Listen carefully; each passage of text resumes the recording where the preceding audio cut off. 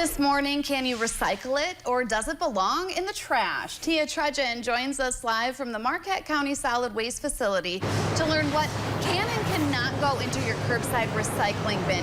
Tia, what happens if you do mix trash into your recycling?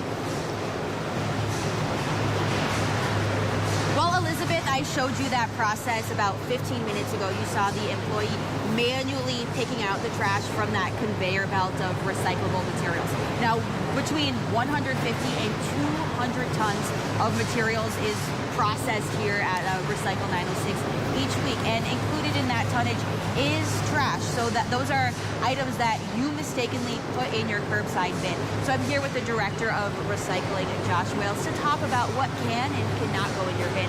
Thank you for having me and showing me this facility. It's a really cool thing to see how the materials get processed and learning about where they go to next. We're standing in front of all of these bales, getting ready to be shipped out for further recycling. But first of all, I want to hear about common misconceptions about recycling.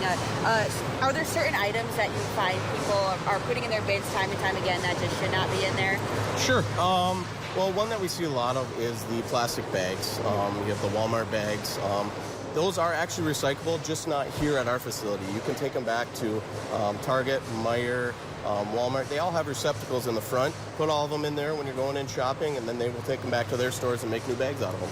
And so if the bags do end up in the bin, you saw it 15 minutes ago, those employees are physically pulling them out. How do you determine what can go in your bin and what cannot? Because some plastics can, others can't. Yep, so if you look on the bottom of all of your containers, there's actually the recycle symbol with a number in the middle. The number actually means something when you work in the industry. So 1 through 7s we process here. 6s being styrofoam, we cannot process those here. So that's one. Another one that you do not want to put in your bin. But basically, they all have a number on the back, and that's what we go off of here, and it's just different types of plastic.